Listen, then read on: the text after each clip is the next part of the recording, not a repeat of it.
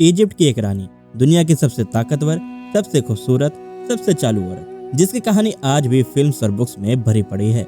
उसका नाम है क्लियोपैट्रा। लेकिन उसकी कहानी का सबसे अजीब, सबसे डिस्टर्बिंग हिस्सा हम आज के मॉडर्न माइंडसेट से बिल्कुल नहीं समझ पाते। वो हिस्सा ये है कि क्लियोपैट्रा ने अपने दो छोटे भाइयों से शादी की थी। आंखें बंद करो और सोचो, तुम्हारा छोटा भाई और तुम उससे शादी कर रही हो। घटना किसी हॉरर फिल्म जैसी लगती है। गेम ऑफ थ्रोन्स भी इसके आगे फेल हो जाए। तो क्या क्लियोपैट्रा पागल थी? क्या वो अपने भाइयों से प्यार करती थी, या उसे सेक्स का लत था, या फिर कुछ और ही चल रहा था? असल जवाब आपको हैरान कर देगा, क्योंकि क्लियोपैट्रा की शादियां प्यार की नहीं बल्कि पावर की कहानी थी। यह था इजिप्ट की राजनीति का एक खतरनाक पुराना खेल। आओ समझे आज के इस वीडियो में। क्लियोपैट्रा एक ग्रीक फैमिली से थी जो इजिप्ट पर राज करती थी। उन्हें टॉलमे के नाम से जाना जाता था। ये लोग इजिप्ट के रूलर्स थे, लेकिन इनकी कल्चर, इनकी ट्रेडिशंस ग्रीक थी। और टॉलमी फैमिली ने एक अजीब पर मजबूत परंपरा बना रखी थी, सिबलिंग मैरिज, यानी भाई बहन का आपस में शादी। अब सवाल उठता है क्यों? टॉलमी फैमिली को लगता था कि उनका खून यानी ब्लड लाइन बिल्कुल स्पेशल है, देवताओं की तरह। उनका मानना था कि अगर वो बाहर किसी से शादी करेंगे तो उनका शाही खून बढ़ जाएगा और ताकत किसी बाहरी को मिल जाएगा। इसलिए भाई बहन की शादी एक तरीका था अपनी डायनेस्टी, अपनी सल्तनत को मजबूत रखने का और बनाए रखने का। सिंपल भाषा में वो सोचते थे, हम भगवान हैं और हम भगवानों में ही शादी करेंगे, क्यों किसी इंसान को अपनी फैमिली में लाने का। लेकिन क्लियोपैट्रा के राज करने के लिए सिर्फ खून का शाही होना काफी नहीं था। असली कारण कुछ और था। एंशिएंट इजिप्शियन के हिसाब से एक लड़की को अकेला राज करने का हक नहीं था। वो रानी तो बन सकती थी, लेकिन वो अकेली राज नहीं कर सकती थी।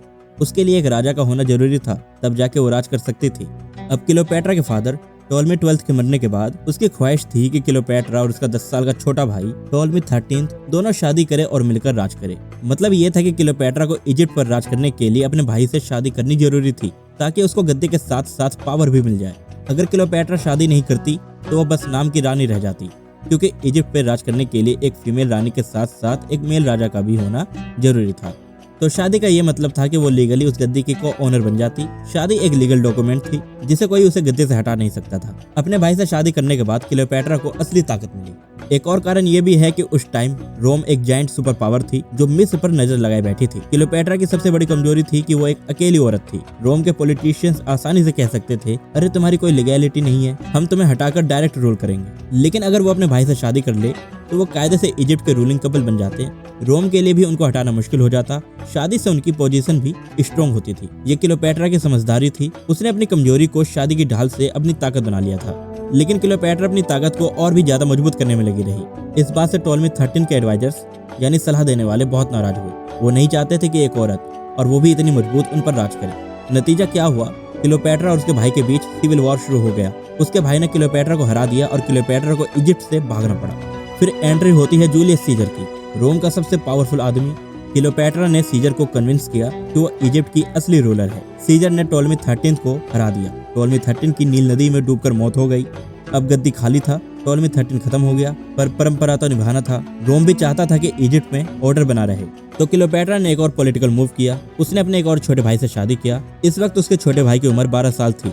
एक बार फिर यह शादी सिर्फ और सिर्फ पावर और फॉर्मेलिटी के लिए थी। क्लियोपैट्रा को एक मेल को रूलर की जरूरत थी, ताकि फिर से वो इजिप्ट की रानी बनकर राज कर सके। लेकिन क्लियोपैट्रा बहुत चालाक औरत थी। उसने इस शादी को भी ज्यादा समय तक चलने नहीं दिया। जूलियस सीजर के मर्डर के बाद क्लियोपैट्रा ने अपने एक छोटे भाई को भी रास्ते से हटा दिया। बहुत से इतिहासकार मानते हैं कि उसने अपने भाई को जहर देकर मार दिया था। और अपने छोटे भाई की मौत के बाद क्लियोपैट्रा अकेले राज करने लगी। अपने बेटे टॉलमी सिजेरियन के साथ उसने अपने ब्लड लाइन की प्योरिटी भी मेंटेन की, ट्रेडिशन भी फॉलो किया और फाइनल पावर भी अपने हाथ में रखी। क्लियोपैट्रा ने अपने भाई से शादी इसलिए किया ताकि इजिप्ट के देवी देवता आइसिस ओजिरिस की परंपराओं को निभा सके, अपने टॉलमिक फैमिली के शाही खून को प्योर रख सके, बाहरी वाला इनके फैमिली में शामिल ना हो सके, अपनी गद्दी को रोमन पावर और अंदरूनी बगावत से बचा सके, क्योंकि नियम के मुताबिक एक मेल को रूलर का होना जरूरी था। ये शादी अब पर्सनल लाइफ से ज्यादा पॉलिटिकल स्ट्रेटेजी थी। हर मूव, हर रिश्ता क्लियोपैट्रा के लिए सिर्फ एक ही चीज का जरिया था, इजिप्ट की आखिरी और सबसे शक्तिशाली रानी बनकर रहना। वैसे आपको क्या लगता है, क्या क्लियोपैट्रा ने सही किया या ये पावर की हद थी? मुझे कमेंट्स में जरूर बताएं। और अगर आपको ये वीडियो पसंद आया और आपने कुछ नया सीखा तो लाइक बटन जरूर दबाना। तो मिलते हैं आपसे अगली वीडियो में।